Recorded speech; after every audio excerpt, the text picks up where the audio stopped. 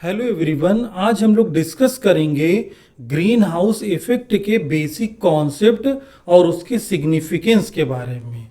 Green house gas का क्या role है ग्लोबल वार्मिंग में, क्लाइमेट चेंज में, और ग्रीन हाउस गैस की वजह से हमारे अर्थ का टेम्परेचर भी रेगुलेट होता है, मेंटेन रहता है। अगर ग्रीन हाउस गैस को बिल्कुल भी हटा दिया जाए तो अर्थ का टेम्परेचर बहुत लो हो जाएगा और सर्वाइवल नहीं हो सकता।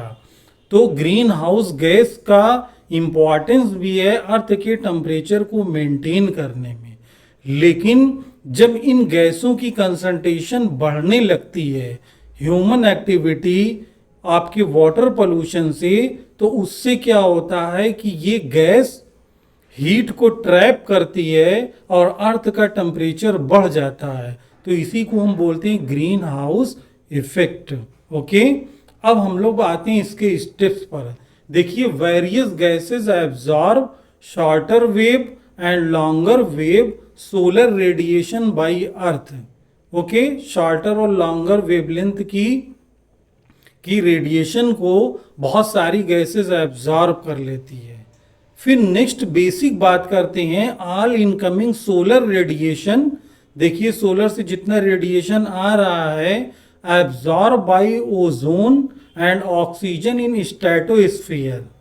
पहला कॉन्सेप्ट, यानी स्ट्रेटोस्फीयर में जो ऑक्सीजन है, ओजोन है, वो लेस देन जो 0.3 वेवलेंथ की है, बिल्कुल शॉर्टर है, उसको ये एब्जॉर्ब कर लेते हैं, ऑक्सीजन और ओजोन। यहाँ से भी कभी कभी क्वेश्चन बना दिया जाता है कि शॉर्टर वेवलेंथ की रेस को किस लेयर में एब्जॉर्ब कर लिया जाता है, स्ट्रेटोस्फेरिक लेयर, किसके द्वारा, ऑक्सीजन और ओजोन के द्वारा। ओके, अब ग्रेटर देन जो आपकी वेवलेंथ है by the earth surface is absorb by atmospheric gases, यानी जो उससे ज्यादा वेवलेंथ की रेज है, वेव है, वो एब्जॉर्ब कर ली जाती है एटमॉस्फेरिक गैसेस से। लेकिन उसमें गैस कौन कौन सी है? Water vapour, carbon monoxide, N2O, methane, और हमारी क्या है, O3। अब देखिए, यहाँ एक कॉन्सेप्ट है, ओजोन यहाँ पर ट्रोफोस्फीयर में एक पलूटेंट की तरीके से है, लेकिन स्ट्रेटोस्फीयर में ये पलूटेंट का काम नहीं करती, ये प्रोटेक्शन का काम करती है, अनवांटेड रेस से प्रोटेक्शन में। कभी कभी यहाँ से भी क्वेश्चन पूछे गए हैं।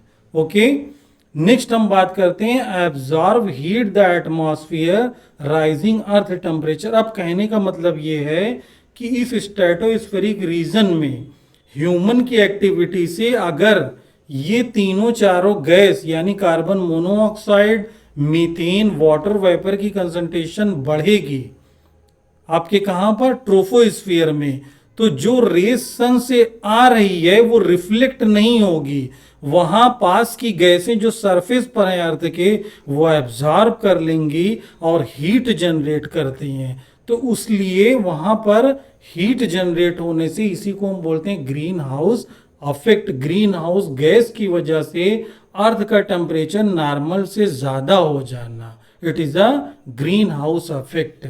अब इसका इफेक्ट इन्वायरमेंट पर कहाँ कहाँ पे है, ग्लोबल लेवल पे आज इसी पर काम हो रहा है।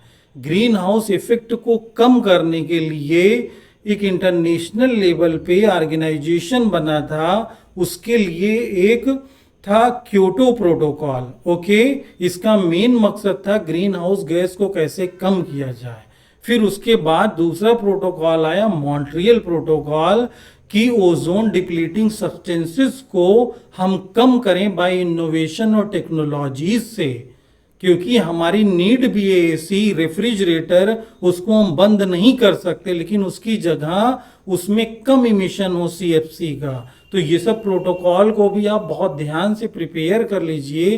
कभी कभी सी पार्ट के ऑप्शन में ये सब प्रोटोकॉल दे देते हैं कि कौन से प्रोटोकॉल ओजोन लेयर डिप्लीशन के लिए बनाए गए थे इंटरनेशनल ऑर्गेनाइजेशन, और कौन से सीएफसी को कम करने के लिए। ओके, अफेक्ट में क्लाइमेट चेंज हो जाएगा ग्रीन हाउस गैस की वजह से, ग्लोबल वार्मिंग होगी, ग्लोबल वार्मिंग होगी तो मेल्टिंग आइस ये फास्ट होगा, बर्फ पिघलेगी और उससे क्या होगा, सी के अंदर के भी जो बर्फ माउंटेन होते हैं वो पिघल जाएंगे, तो उससे सी का लेवल इंक्रीज हो जाएगा और इससे फ्लडिंग आ जाती है। तो देखिए ग्लोबल वार्मिंग और ग्रीन हाउस गैस का इम्पैक्ट एक नेचुरल डिजास्टर से भी कोरिलेट कर रहा है।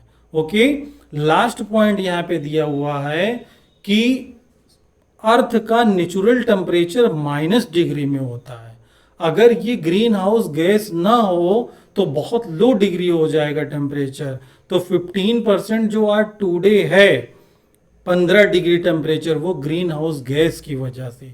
जो बहुत ज़्यादा इंक्रीज हो जाता है टेम्परेचर, वो हमारे ह्यूमन की एक्टिविटीज़ की वजह से, इंडस्ट्रियलाइजेशन की वजह से, ग्रीन हाउस गैस इमिशन की वजह से। तो ये बहुत बेसिक टॉपिक है, लेकिन इसमें भी कॉन्सेप्ट है। आप इसी से प्रिपेयर करिए, सारी गैस का नाम याद रखिए, कौन सी गैस किस वेवलेंथ की स्ट्रेटोस्फीयर में एब्जॉर्ब होती है, कौन सी ट्रोपोस्फीयर में। ओके, तो इस टॉपिक से सी पार्ट में क्वेश्चन आते हैं। ये सब बहुत इजी टॉपिक हैं, बेसिक्स हैं, ज़्यादा मेहनत नहीं करनी पड़ेगी और क्वेश्चन सी पार्ट का सही हो जाएगा।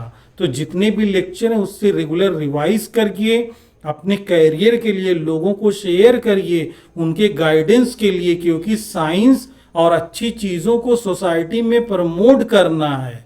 तो जब ये करेंगे तो ये चीज़ ट्रांसलेट होगी। किसी पोस्ट पर जाइए तो अच्छे लोगों को अप्रिशिएट करना है, स्किल के लोगों को प्रमोट करना है, तो ज़्यादा डेवलपमेंट होगा, इनोवेशन होगा for sustainable development.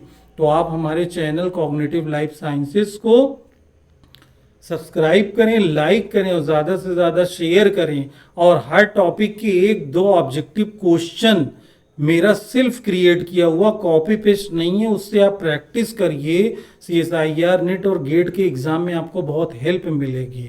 Okay, thanks for nation sustainable development.